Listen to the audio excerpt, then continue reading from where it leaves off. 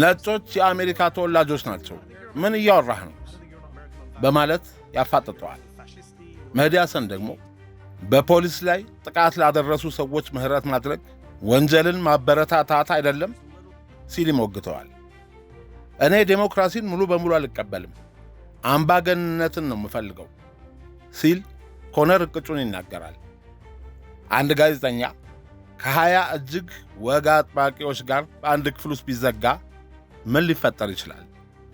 የተወደዳችሁ የሳሎን ቲዩብ ቤተሰቦችና ተከታታዮች፣ ባልደረባችን ጋዜጠኛ ቁምላቸው አበበ ኢማም ወይም ሞሼ ዳያን ይህ ዝም ብሎ ተራ የፖለቲካ ክርክር አይደለም፣ ይህ አሜሪካ ሆነች ዓለማችን ያለችበትን የከፋ የፖለቲካ ልዩነት ስምጥና ጓንት ያስጣለ የጎሳ ጦርነት ፍንትው አድርጎ ያሳየ ታሪካዊ ፍልሚያ ነው። ዝነኛው ጋዜጠኛ መህዲ ሐሰን ትራምፕ ወንጀልን ያበረታታል የሚል መነሻ ይዞ ቀረበ። ምላሹ ግን ማንም የገመተው አልነበረም ይለናል። እነሆ ዝርዝሩን አቀርበዋለሁ። Mehdi Hasan, I'm a journalist and the editor of Zeteo, and today I'm surrounded by 20 far-right conservatives. መህዲ ክርክሩን የጀመረው በትራምፕ የምህረት አዋጆች ላይ በመመስረት ነው። በተለይም የጥር 6ቱን የካፒቶል ሂል ኃይል የተቀላቀለ ዓመፅ በተመለከተ መህዲ ያቀረባቸው አሃዞች የማያሻሙ ነበሩ።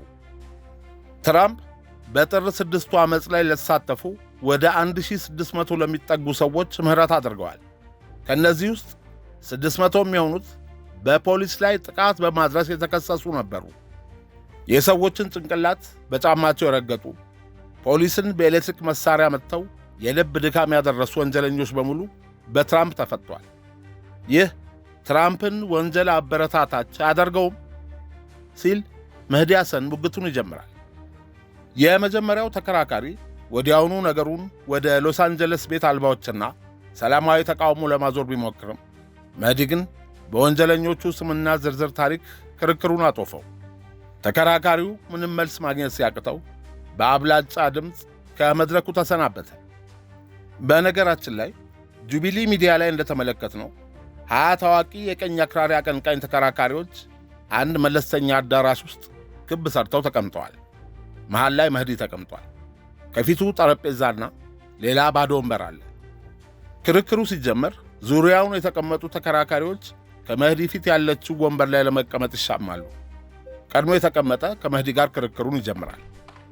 እየተከራከረ እያለ በመህዲ ብልጫ እንደተወሰደበት ወይም እንዳልሆነለት አሊያም እንዳዝረከረከው ሲረዱ ቀይ ባንዲራ በማውጣት በአብላጫ ድምፅ ወንበሩ እንዲለቅ ያደርጉትና እንደገና ለወንበሯ ይሻማሉ። ከመካከላቸው ቀድሞ የተቀመጠ ከመህዲ ጋር ይሟገታል። መህዲ ትራምፕ ወንጀልንና ወንጀለኛን ይደግፋሉ በሚለው ርዕስ ላይ ለመከራከር መድረኩን ክፍት አደረገ።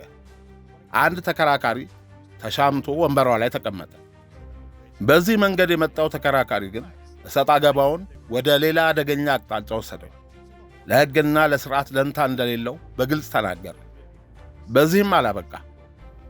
እኔ ትራምፕ ወንጀለኞችን በመፍታቱ ደስተኛ ነኝ፣ ምክንያቱም በአሁኑ ወቅት ወንጀል የሚባለውን ትርጉም እየቀየርን ነው። አሜሪካ አሁን ያለችበት ደረጃ ላይ ነገሩ ስለ ሕግ አይደለም፣ ስለ ትራይባል ዎርፌር፣ ስለ ጎሳዊ ጦርነት ነው። ወግ አጥባቂዎች ለረጅም ጊዜ በመጽሐፉና በሕጉ መሠረት ተጫውተዋል። አሁን ግን ጓንት የሚወለቅበት ጊዜ ነው። ጓንት የሚወለቅበት ጊዜ ማለቱ ይሉኝታ የሚተውበት፣ ጨዋነት የሚበቃበት ወይም ፍልሚያው፣ ክርክሩ ይፋዊና ከባድ የሚሆኑበት ወቅት ነው ማለቱ ነው። ይህ ተከራካሪ የመህዲን የዘር ሐረግ በመጠየቅ ስለ አሜሪካ ምን ያገባሃል በሚል የትውልድ ጥያቄ አነሳ። I am an immigrant. I'm speaking from personal experience. Get the hell out. I don't even like... I should get the hell out. Yes. Why? I don't want you here. የመህዲ ወላጆች ከህንድ የመጡ መሆናቸውን ሲያውቅ ራሱን የ1500ዎቹ ሰፋሪዎች ወራሽና እውነተኛ የአሜሪካ ተወላጅ አድርጎ ሰየመ። መህዲ ሐሰን ምኑ ሞኝ ነው፣ ለእኔ ግን ብዙ የአሜሪካ ተወላጅ አትመስለኝም ሲል የተመጻደቀበትን የማንነት ካባ ወለቀው። ተከራካሪው ፍርጥም ብሎ እኔ የአሜሪካ ተወላጅ ነኝ፣ ነጮች የአሜሪካ ተወላጆች ናቸው። መህዲ መቼ ዋዛ ነው? በእውነት ከ1500ዎቹ በፊት እዚህ የነበሩትን ቀደምት ነዋሪዎች ኢንዲጂነስ ፒፕል ዘነጋሃቸው ሲል በሾርኔ ጠቅ አደረገው። ክርክሩ ተካርሎ ቀጥሏል። ክርክሩ ከወንጀል ሕግ ወጥቶ ወደ ታሪክና ስደት ቢሻገርም መህዲ ግን ተከራካሪውን በአንድ ጥያቄ አቆመው። የፖሊስ መኮንን ራስ ላይ መቆም ወንጀል ነው አይደለም? ተከራካሪው የፖሊስን ሥልጣን እንደማይቀበል ሲገልጽ በክፍል ውስጥ በነበሩት ቢጤዎቹ ድምፅ ከውይይቱ ውጪ ተደረገ። ሦስተኛው ተከራካሪ መህዲን ፕሮግሬሲቭ ወይም ተራማጅ በመሆኑ ወንጀል አበረታች ነው ሲል ከሰሰው። በካሊፎርኒያ ግዛት የወጡ የላሉ ሕጎችን እንደ ማሳያ ቀረበ። ግዛቱ በዴሞክራቱ ጋቪን ኒውሰም ስለሚመራ መህዲንም አብሮ መምታቱ ነው። መህዲ ግን ክሱን ወዲያውኑ ወደ ዶናልድ ትራምፕ የግል ወዳጅነቶች መለሰው። ትራምፕ በሕይወታችን ውስጥ ከታዩት መጥፎ የሕፃናት ወሲብ አሻሻጮች አንዷ ከሆነችው ከጂስሌን ማክስዌል ጋር ወዳጅ ነበር። ፍርድ ቤት በነበረችበትም ወቅት መልካም ዕድል ተመኝቶላታል። የጄፍሪ ኤፕስታይን የቅርብ ጓደኛ ነበር። ይህ ወንጀልም ማበረታታት አይመስልህም? በጥያቄ አፋጠጠው። ውይይቱ ይበልጥ እየተካረረ ሄደ።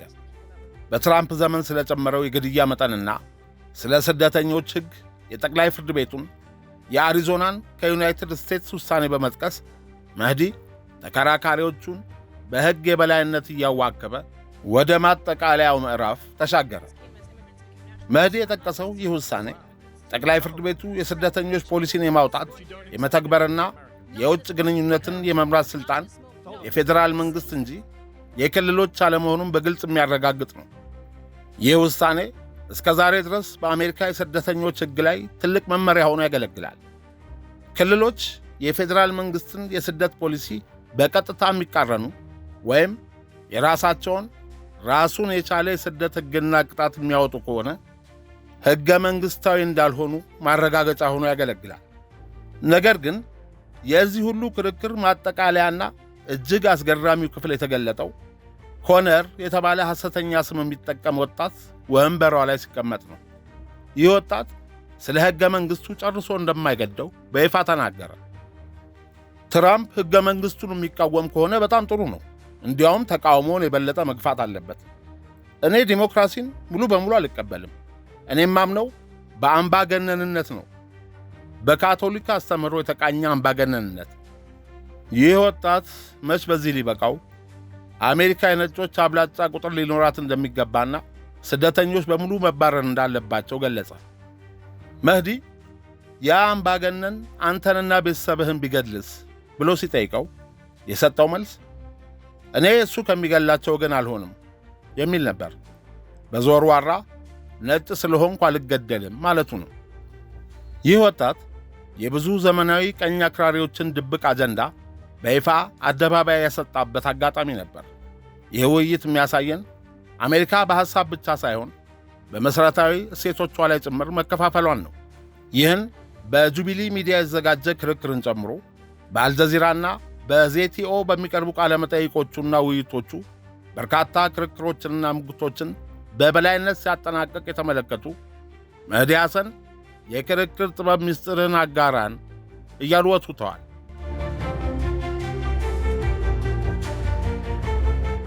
ዝነኛው ጋዜጠኛ መህዲ ሐሰን በአንድ ክፍል ውስጥ ከ20 ቀኝ አክራሪ ወግ አጥባቂዎች ጋር ብቻውን ፊት ለፊት ሲፋለም ያሳየው ያ ታሪካዊ የጁቢሊ ሚዲያ ቪዲዮ መላውን ኢንተርኔት ዳር እስከ ዳር አናውጦታል።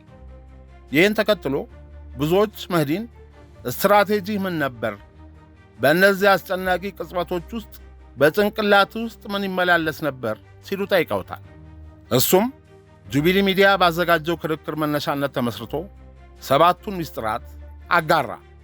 ራሳቸውን ፋሽስት ብለው ከጠሩ አክራሪዎች ጋር ከተደረገው የቃል ጦርነት ምንማራቸውን ማንኛውንም የፖለቲካም ሆነ የግል ሙግት በበላይነት ለመደምደም የሚረዱ 7 ወሳኝ የክርክር ስልቶችን አንድ በአንድ እንፈትሻለን ይለናል መህዲ ሐሰን። እስከ መጨረሻው ተከታተሉኝ። በተለይ 7ኛው ሕግ ክርክርን የምታዩበትን መንገድ ሙሉ በሙሉ ይለውጠዋል። እንጀምር። የመጀመሪያውና ወሳኙ ሕግ ሁልጊዜ ማጥቃትን መምረጥ ነው። ከመከላከል ይልቅ ማጥቃትን መምረጥ አሸናፊ ያደርጋል። ለምን? ምክንያቱም ዋናው መከላከያ ፍጹም የሆነ ማጥቃት ነውና። ብዙ ጊዜ ለዘብተኞች ወግ አጥባቂዎች በቃላት እንዲያደባዩአቸውና ጥግ እንዲያስይዟቸው ይፈቅዳሉ። በመከላከል ወረዳ ውስጥ ይወሰናሉ። ነገር ግን ጉልበተኛ ተሟጋች ሲገጥም መሽኮርመምና መቅለስለስ አያዋጣም፣ ጠንከር ያለ የመልስ ምት ማሳረፍ እንጂ። መህዲ አሜሪካዊ እንዳልሆነና እውነተኛው አሜሪካዊ እሱ ብቻ እንደሆነ በዘረኝነት ስሜት ከተናገረው ሪቺ ጋር ያደረገውን ይህን ዱላ ቀረሽ ሰጣ ገባ እንመልከት። እዚህ ጋር የጋራ መግባቢያ ላይ እንድንደርስ ነው እየሞከርኩ ያለሁት ይላል መህዲ። ሪቺ ከአንዳንድ የጋራ መግባቢያ ላይ አንደርስም፣ ምክንያቱም አንተ አሜሪካዊ አይደለህም ብዬ አስባለሁ ይለዋል። መህዲ እባክህ ሞክር ያሾፍበታል። ሪቺ ግን አሜሪካዊ ነህ ብዬ አላስብም፣ በእሴት ምክንያት አሜሪካ አይደለህም ነው እያልኩ ያለሁት ይለዋል በእብሪት። መህዲ በእሴትም ቢሆን እኔ አሜሪካ አይደለሁም ብለህ የምታስብ አይመስለኝም። እኔ ግን አንተ ትንሽ ፋሽስት፣ ትንሽ ደግሞ ዘረኛ ነህ ብዬ አስባለሁ በማለት ነርቡን ይነከዋል። አትሳቅ፣ ወደ ኋላም አትበል። ሁልጊዜም የመጨረሻውን ቃል መናገርህን እርግጠኛ ሁን። ሪቺ እርግጠኛ ነኝ፣ አለዚያ በገዛ አገራችን በመጤዎች እንተካለን በማለት የዘረኝነት የሴራ ትንታኔውን ሲሰልቅ፣ መህዲ በምላሹ ይህ የአንተ ብቻ አገር አይደለም ወዳጄ፣ ወደድክም ጠላህም ይህ የሁላችንም አገር ነው በማለት በታዳሚው ፊት አፈራረሰው፣ አዝረከረከው። ሁለተኛው ሕግ ከፋፍሎ መግዛት ነው ይላል መህዲ። ከበርካታ ተቃዋሚዎች ጋር ብቻን ስትጋፈጥና በቁጥር ስትበለጥ እነሱን የምታሸንፍበት ምርጡ መንገድ እርስ በርሳቸው ማላተምና ማጋጨት ነው።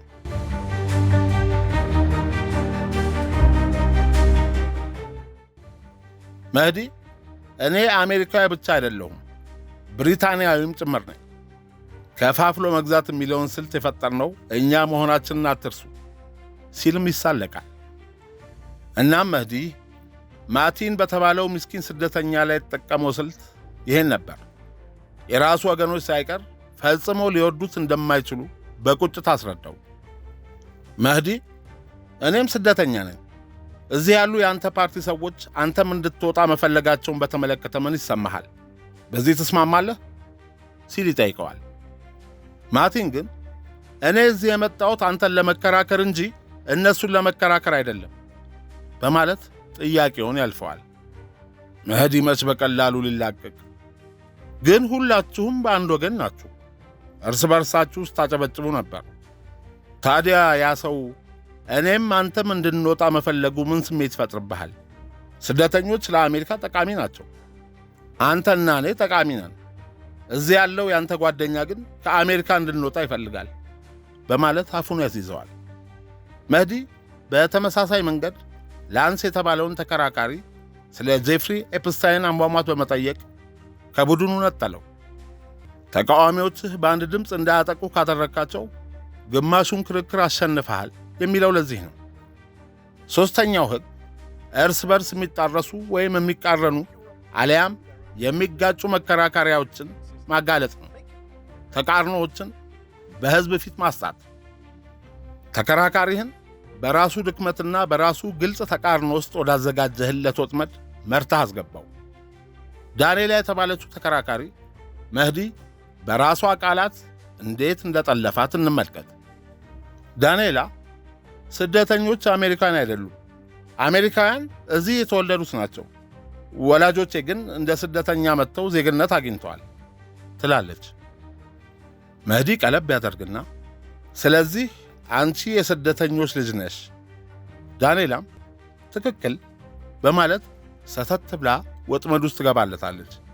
No, I was born here and I'm not opposed to naturalization. But are your Except that I'm parents- against naturalization. መህዲ ነገር ግን ስደተኞች አሜሪካውያን መሆናቸውን አትቀበይም ሲል ይጋፈጣታል። ዳንኤላ ከዚህ አንጻር አይደለም። መህዲ ቆይ ወላጆችሽ አሜሪካን አይደሉም። ዳንኤላ ከዚህ አንጻር አይደለም አልኩ። መህዲ ቆይ ወላጆችሽ ዜጋ ናቸው። ሕጋዊ ዜግነት አግኝተዋል። ዳንኤላ ነገሩ ማጣፊያው ሲያጥራት ሕጋዊ ዜግነትን አልቃወምም እያለች ለመሸሽ ሞከረች። መህዲ ግን በዚያው ቅጽበት ያዛት። በዩቲዩብ ላይ መልሳችሁ ልታዩት ትችላላችሁ። ወላጆችሽ አሜሪካውያን ናቸው ወይስ ስደተኞች ሲላት መውጫ አጣች። ነገሮች ለተቃዋሚህ በጥሩ ሁኔታ እንዳይሄዱ በራሳቸው ምላስ እሰራቸው የሚለን ለዚህ ነው። አራተኛው ሕግ ለክርክር ወይም ለሙግት ሲነሱ ተዘጋጅቶ ማስረጃዎችን አደራጅቶ መቅረብ ነው። ይህ የክርክሩ የጀርባ አጥንት ነው። ማስረጃዎችን በተጨባጭ አሃዞች ይዞ መቅረብ። ፋሽስት ነኝ ከሚሉና የነጭ የበላይነት አራማጆች ጋር በሚደረግ ክርክር ለማሸነፍ የምትከራከርበትን ርዕሰ ጉዳይ ጠንቅቀህ ማወቅ ይጠይቃል። መረጃዎችን ዝግጁ አድርገህ መያዝ ግድ ይላል። የቤት ሥራ በሚገባ ካልተሠራ ባዶ ወሬ ለሽንፈት ይዳርጋል። መህዲ ሐሰን በጥናት ላይ ተመስርቶ ያስጎደጎዳቸውን የእውነት ቦምቦች ስሟቸው። ዶናልድ ትራምፕ በጥር 6ቱ ሁከት ውስጥ ለተሳተፉ ወደ 1600 ለሚጠጉ ሰዎች ምህረት አድርገዋል። ከእነዚህ ውስጥ 600 የሚሆኑት በፖሊስ ላይ ጥቃት በመሰንዘር የተከሰሱ ናቸው። ባለጸጋው 1% በየዓመቱ $163 ቢሊዮን ታክስ ሲከፍሉ፣ ሰነድ የሌላቸው ስደተኞች ግን $100 ቢሊዮን ታክስ እንደሚከፍሉ ታውቃለህ ሲል ሳይረስን ያፋጥጠዋል። በአሃዛዊ መረጃዎች መሠረት ስደተኞች እዚህ አገር ከተወለዱ አሜሪካውያን ይልቅ ከ80% የበለጠ ሥራ ፈጣሪ የመሆንና አሜሪካውያንን የመቅጠር ዕድላቸው ከፍተኛ ነው። እኔ ለአሜሪካውያን የሥራ ዕድል እንደፈጠርኩት ሁሉ ይላል መህዲ። ከመረጃዎቼ ጋር ተዘጋጅቼ ነው የመጣሁት ይላል። ስክሪኑ ላይ የነበሩት ገለልተኛ የእውነት አጣሪዎች ፋክት ቼከርስ እሱን እንጂ ተከራካሪዎቹን እንዳልደገፉ ታሪኩ ምስክር ነው።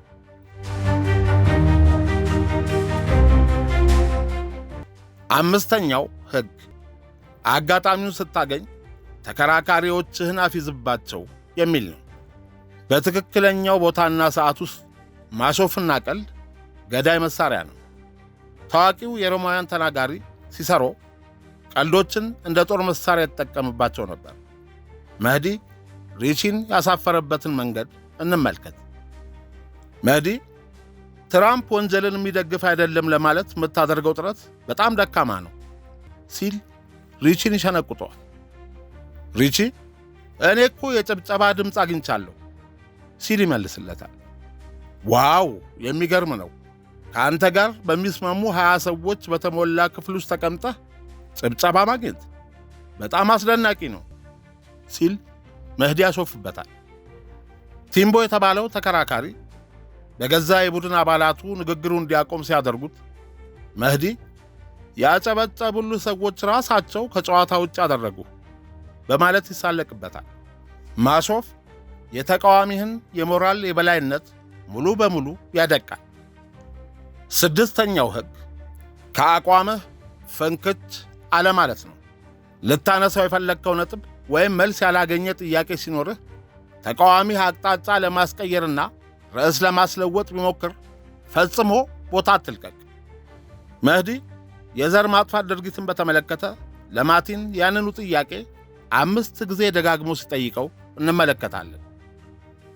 መህዲ የእስራኤል አልሞ ተኳሾች የፍልስጤማውያን ሕፃናትን ራስ አልመው ሲመቱ ያ የእስራኤል ተኳሾች ጥፋት ነው ወይስ አይደለም ሲል መህዲ ማቲን በጥያቄ አፋጥጠዋል።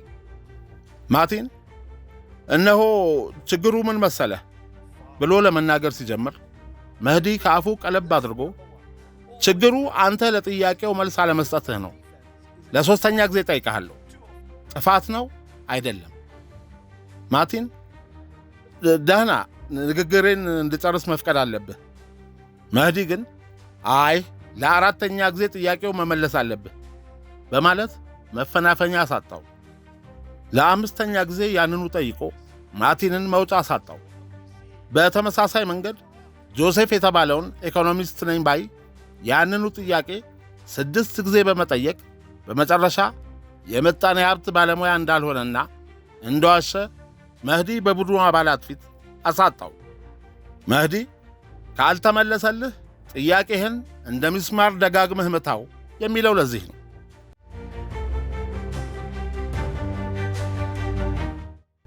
ሰባተኛው ሕግ ከፋሽስቶች ጋር አትከራከር ይላል። የመጨረሻውና ከሁሉም ትልቁ ትምህርት ከፋሽስቶች ጋር አትከራከር። እነሱ በክርክርም ሆነ በዲሞክራሲ አምኑ። መህዲ ራሱን ፋሽስት ብሎ ለሰየመውና ናዚዎችን ማውገዝ ለማይፈልገው ኮነር እንዲሁም ለሌሎቹ በግልጽ የነገራቸው እውነት ይህንን ነው። እኔን እንደ እኩል የማያኝን ሰው በፍጹም አልከራከርም። ምንም ጥቅም የለውም። በመንገድ ላይ ወይም በባቡር ውስጥ አንድ ያበደ ሰው መጥቶ ፊትህ ላይ ቢጮህ ክርክር አትጀምር። ከለየላቸው ፋሽስቶች ጋር መከራከር ጉንጭ አልፋ ነው። መህዲ ሐሰን ክርክር የሚያደርገው የተቃዋሚዎቹን አእምሮ ለመቀየር አይደለም። በዩቱብ የሚመለከቱትን በሚሊዮን የሚቆጠሩ የሰዎችን ልብና አእምሮ ለማሸነፍ ገለልተኛ ሰዎችን ለማሳመን እንጂ። መህዲ ሐሰን በተለያዩ የሚዲያ መድረኮቹ ባቀረባቸው ጠንካራ መረጃ መሠረት ያደረጉና ተፋላሚ የቃለ መጠይቅ ስልቶቹ አግሬሲቭ ኢንተርቪው ስታይል ይታወቃል። እንግዶቹን በማስረጃ በመጋፈጥ ማምለጫ ስለሚያሳጣቸው በርካታ ፖለቲከኞችና ባለሥልጣናት በቃለ መጠይቁ ወቅት ቁጣቸውን መቆጣጠር አቅቷቸው ሊደባደቡ ምንም ያህል ሳይቀራቸው ወይም እጅግ ተበሳጭተው የታዩባቸውን 3 ዝነኛ ገጠመኞችን መለስ ብለን እንቃኝ። በአልጀዚራ ሄድ ቱ ሄድ ፕሮግራም ላይ ራማዳፍ የህንድ ገዥ ፓርቲ ቢጄፒ ከፍተኛ መሪና ዋና ጸሐፊ ከመህዲ ሐሰን ጋር ያደረጉት ዱላ ቀረሽ ሙግት ዛሬ ድረስ በአነጋጋሪነቱ እንደቀጠለ ነው።